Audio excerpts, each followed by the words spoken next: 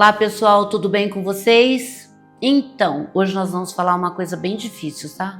Para mim vamos falar de intestino. Quando a gente fala de intestino, a gente pensa, ixi, não é coisa boa, não é coisa que a gente fala assim para todo mundo. Ah, eu fui no banheiro hoje. Não, faz uma semana que eu não vou no banheiro. Gente, nós temos que aprender a lidar com isso, porque é realmente um problema muito grave e que isso nos leva a ter problemas sérios de saúde. Se o intestino não funciona, nós temos que fazê-lo funcionar. Mas como fazer? Tomar bastante água? Comer bastante fruta? Bastante fibra? Para isso eu trouxe novamente aqui a doutora Carolina Gonçalves. Tudo bem, doutora? Tudo bem, e você? Como vai? Está, Graças Maria a Lúcia? Deus. E daí, doutora, lembra do nosso último programa que nós falamos sobre o intestino preguiçoso? Sim, e aí? Se o intestino envelhece. Sim, eu acho muito importante falar que a saúde digestiva, a saúde do intestino, ela influencia tudo, toda a nossa saúde. Então, em termos de prevenção, até mesmo de doenças degenerativas como Alzheimer, é muito importante para a maturidade entender como o intestino pode influenciar para a saúde integral. A gente percebe isso, né? Eu sempre digo, eu tenho uma casa de repouso, todo mundo sabe.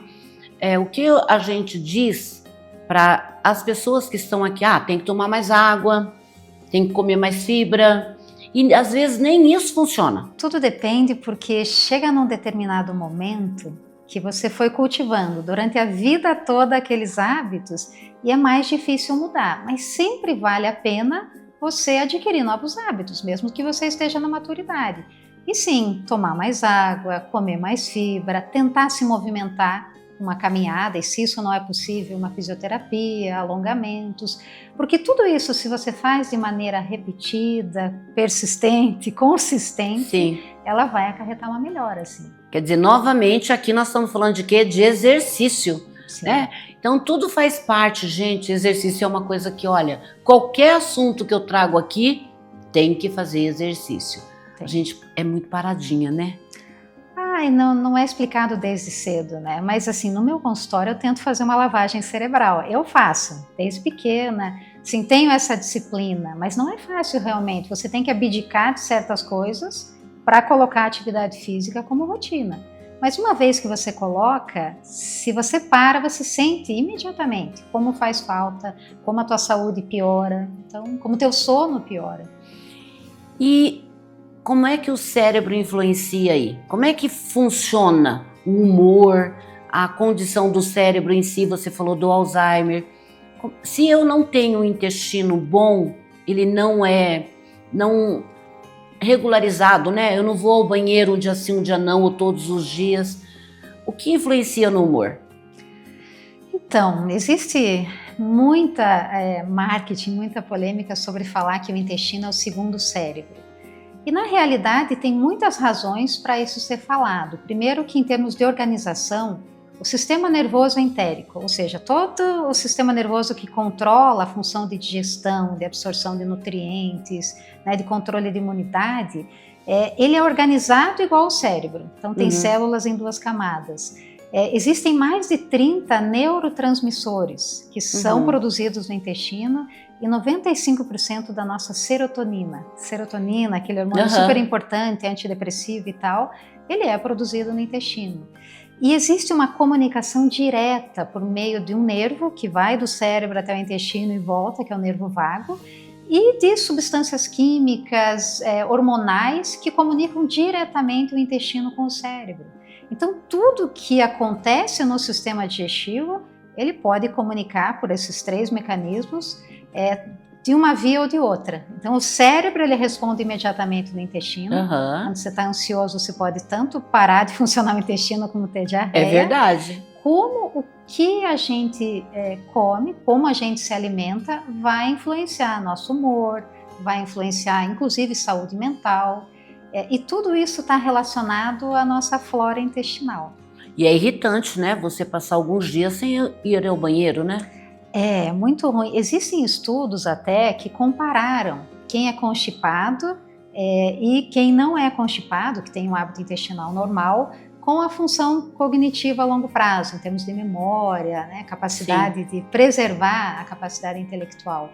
E quem é constipado, que vai ao banheiro menos que 3 vezes por semana, tem uma perda de quase 3 anos de capacidade intelectual comparado com quem vai todo dia. Tô perdida. Nossa, tô perdida. Tem muitos estudos agora tentando relacionar isso. Mas basicamente, por que é interessante? Porque como a gente se alimenta, a atividade física, o nosso sono, que são um estilo de vida mais saudável, ele influencia o intestino e ele vai influenciar o nosso cérebro também. Tá, então vamos lá. Se eu tenho uma condição que eu não vou ao banheiro todos os dias, eu possuo aí 3 anos que eu deixei o meu cérebro em mau estado, é isso? Não necessariamente. Não necessariamente. Mas estudos indicam para esse lado, que realmente se você tem o problema de constipação, você não vai empurrando com a barriga. Sim. Você tem que tratar, você tem que procurar um gastro, um coloprocto, né, um educador físico, você tem que cuidar da saúde, mudar teu estilo de vida para não ter consequência futura. Existe aquele intestino que é educado? Existe. Assim, quando você quer tratar a constipação, você vai criar uma nova rotina para o intestino. Então, desde o horário que você vai se alimentar, o horário que você vai colocar fibra na tua dieta, a quantidade de água, e também você tem que criar uma rotina para o intestino. Você acorda de manhã, o que eu vou fazer para tentar educar ele? Eu vou tomar água, eu vou fazer um exercício respiratório, eu vou tomar café da manhã, eu vou fazer uma caminhada e daí eu vou sentar no banheiro. No banheiro, e ali ficar... E fazer uma rotina, eu tenho que repetir tudo isso todos os dias. Depois de alguns meses começa a funcionar. Depois de alguns meses. Tá, se eu tenho problemas digestivos, isso significa que meu cérebro também será afetado? Pode ser. Tanto se eu tenho problema digestivo, eu posso afetar meu humor, minha memória, minha saúde mental, assim como se eu tenho algum problema cerebral, eu posso afetar meu sistema digestivo. Isso está relacionado à microbiota intestinal. Isso eu gostaria de falar um pouquinho. Esse é o pedacinho a próxima pergunta que eu ia fazer. E daí? Então, a microbiota intestinal nós temos dentro do nosso intestino uma população de trilhões de bactérias, fungos, vírus, e são vários micro-organismos diferentes que estão em equilíbrio. E essa diversidade produz substâncias, digerem fibras, e são substâncias que vão equilibrar a barreira que separa o que a gente come do que vai para a circulação. E por exemplo, você come alguma coisa que é processada, que não é saudável, você vai alimentar bactérias ruins, que produz substâncias inflamatórias, e daí você vai fazer com que a barreira do intestino fique mais frouxa, isso passe para o sangue. E isso também acontece no cérebro. Isso é uma coisa... A gente tem uma barreira que se chama hematoencefálica. Nosso cérebro é protegido do que a gente come, do que a gente digere. Mas se a gente se alimenta mal, se a gente dorme pouco, se a gente tem muito estresse, essas barreiras elas ficam como se fossem mais permeáveis. E o que é tóxico passa pelo intestino e passa para o cérebro.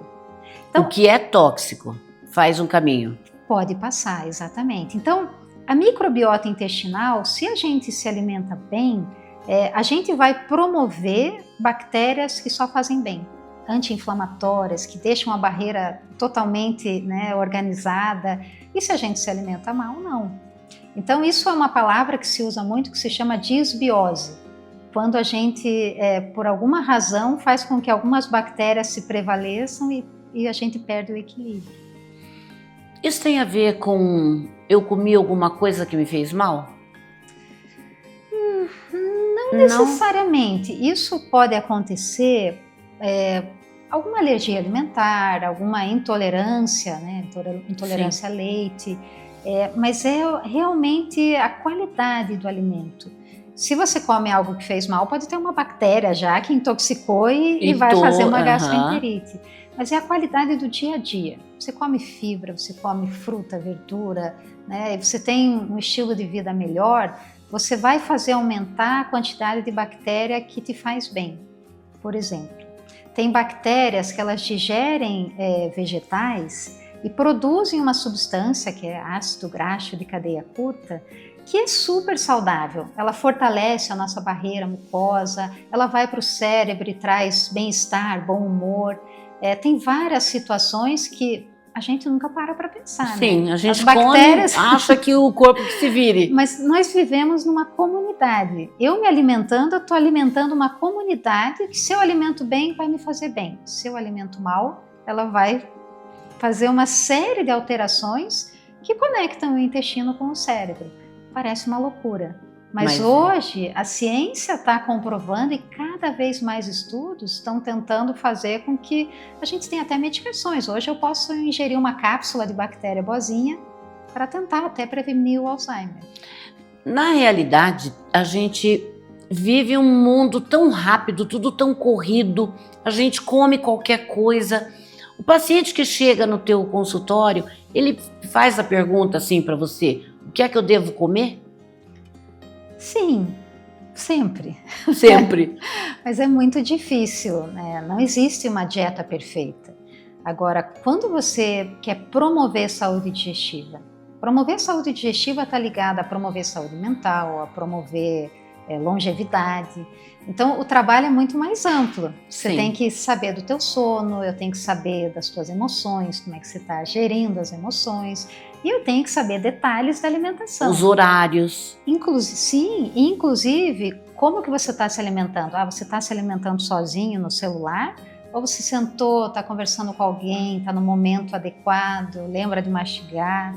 Envolve muita coisa, mas é uma coisa super interessante, porque a gente tem a capacidade de mudar muito a nossa vida se a gente começa a prestar atenção nisso. Quer dizer, o nosso corpo consegue aceitar as mudanças que a gente muda, que a gente ingere, que a gente faz. Sim, o corpo aceita. Não é tão aceita. difícil. Isso tem a ver com duas coisas que elas são o meu norte hoje para a medicina preventiva, que é epigenética e neuroplasticidade. Você já ouviu falar nisso? Não. Para mim isso não tinha. Quando eu fiz faculdade, eram duas palavras que quase não conhecia lá em 95. E a partir de 2000, o que significa isso? De uma maneira bem simples. Neuroplasticidade quer dizer que teu cérebro pode se renovar. Nós temos partes do nosso cérebro que estão ali inativas, não funcionam. E se a gente adota um novo estilo de vida, a gente pode recrutar esses neurônios e criar um novo roteiro saudável e fazer ele funcionar. Então, o nosso cérebro pode se transformar. Isso vale para reabilitação, né, quem teve um AVC, ou vale para quem quer uma nova vida. E epigenética é mais incrível ainda. Nós temos a nossa genética, nós temos predisposição genética para ter uma doença, para ter uma série de problemas ou benefícios. Mas a gente pode ligar ou desligar esses genes. Isso é epigenética. E a gente liga ou desliga os genes pelo nosso estilo de vida. Então, você descobrir, você poder trabalhar com um médico, um educador físico que te conheça e te permita se aproximar do ideal, porque é lógico, perfeito, a gente não vai ser. A gente pode desligar os genes ruins e ligar os genes bons. Quando você fala a gente pode, é a pessoa. Claro, a pessoa. A pessoa muda. O médico desliga, como orientador. Você pode... Tendo uma boa orientação. Uma boa orientação. Você pode mudar completamente o teu futuro. Isso é a vida da gente, né? A gente só fica sem mudar se a gente não quiser, né? Sim. Então, quando você aceita que você quer ter uma vida melhor, é o que eu digo, para a gente chegar lá na frente, a nossa idade, a nossa velhice, né? O que a gente tem que fazer? Se alimentar bem, fazer exercício, todos que vêm aqui falam exatamente isso. E desligar ou ligar, mudar, é com a gente mesmo, né? Sim. A gente tem o dono do próprio corpo, né? Então, aquilo que eu quero de bom para mim, meu corpo agradece. Eu acho que é isso que você aí de casa tem que fazer, né? Doutora, esses problemas digestivos a gente tem muitos casos. Quando eu faço uma cirurgia, eu demoro para ir ao banheiro, se eu me alimento mal. Então, todas essas fases de situações que a gente tem durante a vida, me explica melhor o que eu posso fazer para que o meu intestino melhore e que eu não precise de tomar nenhuma medicação. São várias coisas. Primeiro é escolher bem a alimentação, uma alimentação mais natural, com fibras, né? O que são fibras? É fruta, verdura, cereais. Você também tentar ingerir mais líquido. Não adianta você comer muita fibra e não tomar água, porque fibra precisa de água para fazer o intestino funcionar. Então, muita gente fala, nossa, mas eu como fibra há anos. E eu tô cada vez mais ressecada. Eles se perguntam, mas quanto você toma de água? Um copo. Aí não dá. Isso é muito importante. E atividade física também. Mas é claro que isso, né, os nossos avós falavam pra gente. O que é tão interessante agora é que existe comprovação científica. Você tem estudos que mostram a evolução e uma coisa, né, de neuroplasticidade, de epigenética. O que é particular disso? É persistência. Porque todo mundo faz, eu fiz uma semana, não adiantou nada. Sim. Agora, como que vai funcionar? Eu fiz 3 meses. E daí você fez aquela rotina, de repente você vê que começa a funcionar, o teu sono está melhor, o teu estresse. Funcionar o intestino te libera de estresse realmente. Sim. Então você cria um ciclo vicioso positivo. E hoje, com o estresse, a correria da vida, a gente cria um ciclo vicioso absolutamente negativo. Então, a grande maioria das pessoas precisa sentir dor, né? Ter alguma coisa, não, agora eu tenho que mudar. E a proposta é, não, comece agora. Você está bem, você pode ficar melhor ainda. Na maturidade, você chegar, né, numa situação Mas não é uma de coisa conforto. da noite para o dia. Tem Não. um período maior aí para você educar o teu intestino. Sim, uma vez eu vi numa palestra que a gente teoricamente renova todas as células do nosso corpo em 3 meses. Não é bem assim. Mas eu digo que para você conseguir essa mudança, você tem que trabalhar com perseverança durante 3 meses. Então, é uma dedicação. A gente sabe hoje em dia que não é fácil comer bem, não é fácil fazer atividade física, mas é possível. Então, é uma luz no fim do túnel para você ter uma vida melhor e chegar na maturidade sem problemas maiores. Sim. E as mudanças do intestino? À medida que envelhecemos, nós vamos parando, né? Eu sei que você já falou, mas eu gostaria que você repetisse que na idade mais avançada, o intestino fica mais preguiçoso. O paciente mais idoso precisa de muita medicação. E geralmente, efeito colateral de medicação é o intestino ficar mais preguiçoso. Então, tudo aquilo que a gente fala de recomendação, uma quantidade de fibras, 4 porções por dia, 2 litros de água, não são suficientes. Então você tem que tomar mais e dobrar. E a gente sabe quanto é difícil, né? Porque cada copo de água que você tem que ir no banheiro. Então você vai comprometendo por causa do efeito colateral de medicação. E uma coisa muito interessante, que à medida que a gente envelhece, a nossa flora intestinal ela vai perdendo a diversidade. Pois é. Ela vai ficando menor a variedade de bactérias. E isso é ruim também. A gente deixa de ter aquela função anti-inflamatória, a proteção da barreira intestinal. E isso pode ter consequências porque o intestino ficando inflamado, ele vai transmitir para o cérebro. Tem uma comunicação como se fosse uma estrada de mão dupla. Sim. Então a gente vai transmitir essa inflamação para o cérebro e uma das causas, né, possíveis, que ainda não tem uma definição da doença de Alzheimer, é essa inflamação, né? Daí as células de defesa do cérebro vão poder causar uma degeneração por causa disso. E é uma pena, né? Uma doença que está tão aflamada, que destrói tanto a pessoa, né? E a gente precisava de alguém ou de não sei nem como dizer, porque o que a gente espera é que existe uma cura, independente do intestino ou não, né? A gente só vai abrir um parênteses aí, que o Alzheimer não é fácil, gente. Fácil, né? O Alzheimer grave não tem nem tratamento ainda. Exato. Né? O Alzheimer leve, moderado, existem medicações que têm a ver com essa atividade inflamatória, com neurotransmissores, mas o que tem de estudo, para você ter uma ideia da ligação do intestino com o cérebro, são probióticos, cápsulas, né, complexos de bactéria que são saudáveis, que foram dados para pacientes com Alzheimer e eles tiveram melhora da função cognitiva, de memória inclusive. É lógico. Essa medicação já está liberada ou ainda está em estudo? Não. Na verdade são estudos pequenos ainda, mas eles fazem combinações de bactérias. São várias cepas diferentes. Então, Por exemplo, Lactobacillus e Bifidobacterium. Né? Todo mundo conhece Yakult, Yakult, Beneflora. Tem um pouquinho, né? Um pouquinho desses lactobacilos. Mas quando você faz uma medicação de probiótico, tem 2 bilhões de cada tipo de bactéria. Então, os estudos utilizam essas bactérias e estão tendo um resultado positivo. Mas ainda não está naquela fase de produzir medicação. Pois é. Hoje, eu uso o probiótico no tratamento dos meus pacientes para melhorar a flora intestinal. Por exemplo, você toma um antibiótico, segura. Ele prende porque, da mesma maneira que ele mata a bactéria que está causando a infecção, ele mata um monte de bactéria no intestino. Sim. E daí você desregula tudo. Tem estudos que falam que quem tem doença psiquiátrica e toma antibiótico, piora até a doença psiquiátrica.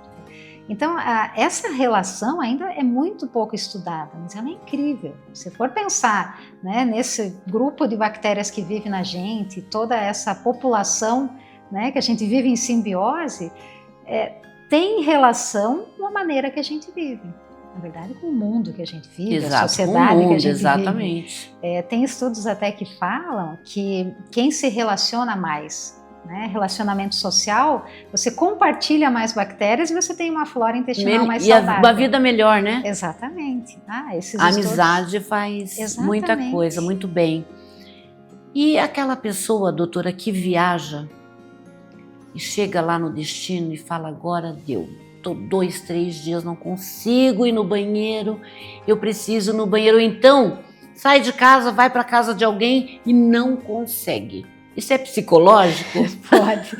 Como a gente falou, né? Da mesma maneira que do intestino vai para o cérebro, os nossos traumas, os nossos receios do cérebro, ele para o intestino. Imagina, é uma comunicação direta. O nervo vago, ele pode tanto acelerar, se ele está funcionando, como parar. Então, isso tem relação com o psicológico. É lógico que isso pode ser trabalhado, até com psicoterapia.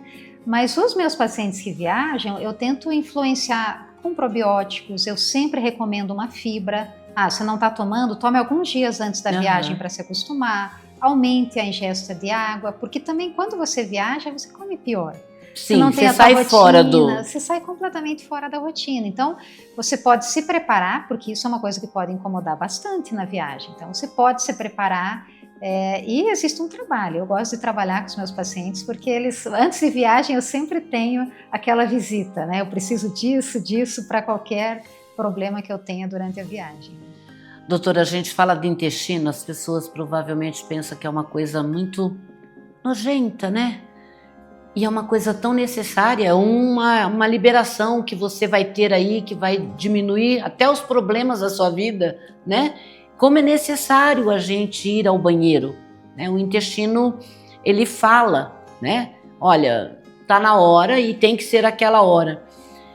Nós temos aqui na Casa de Repouso, vários moradores que têm problemas seríssimos com o intestino e eles têm que tomar, sim, medicações, né? Então, quando libera, a gente sabe que é mais fético. Essas bactérias saem junto? Algumas saem, sim. Na verdade, você está alterando a flora, mas não, elas só contribuíram para esse resíduo que sai. É lógico que se sai mais fétido, quer dizer que tem mais bactérias inflamatórias que ficaram mais tempo digerindo, causando inflamação, e por isso que o odor é diferente. Então, tem uma influência incrível. É claro que um paciente acamado, né, um paciente que tem um quadro de Alzheimer ou outras doenças neurodegenerativas, precisam de medicação. E hoje a gente tem muito recurso. Tem vários tipos, né? Tem medicações baratas, medicações caras, mais modernas, mas tem recurso. E o que precisa é que seja feito o tratamento. Independentemente de usar a medicação, as medidas de estilo de vida, na medida do possível, precisam ser implementadas. Então, você tem que tentar dar água, você tem que tentar incrementar e esperar um tempo maior. Mas a medicação precisa entrar. Se você, num paciente acamado, longo prazo, você não pode permitir ficar mais do que 3, 4 dias sem evacuar. Não dá. Você tem que entrar com a medicação antes. Exato. E o que eu posso fazer para melhorar isso, doutora? Fala aí, nós temos ainda um pouquinho de tempo para você falar o que é que a gente pode fazer aí para melhorar a saúde do intestino. Agora você vai ter que dar conselho. Eu gosto muito dessa área. Eu acho que a área de promoção de saúde, por meio de melhora da saúde digestiva, é muito importante. E a gente tem muito recurso.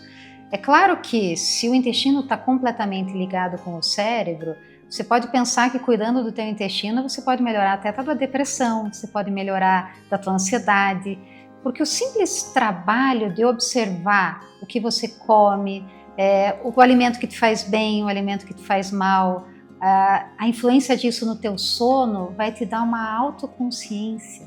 E no fundo, a gente sabendo que nós somos responsáveis pela nossa saúde, quanto mais a gente se conhece, mais fácil fica tomar decisões.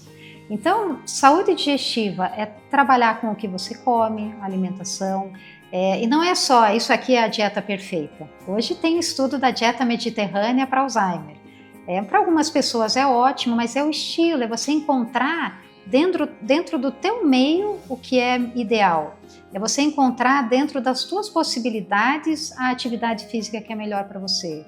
É você encontrar dentro do teu estresse como que você tem que lidar com o teu sono. E tudo isso pode ser trabalhado no consultório. Não é o médico que vai fazer. O médico vai dizer, olha, é esse caminho. Mas quem está preparado tem um benefício enorme. A epigenética vai desligar genes ruins, você vai mudar teu cérebro, você vai estar mais disposto. Então, é uma área muito interessante. Que bom, estou até imaginando. Eu fico aqui olhando os olhinhos dela e a gente percebe o tanto que ela gosta do que faz e o que fala, né?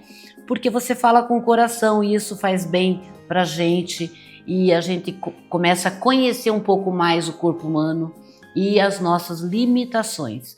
Gente, falar do intestino é muito importante. Quando a gente trouxe a doutora aqui a primeira vez, a gente falou da preguiça, a gente falou daquele meio mais, comprometido aí.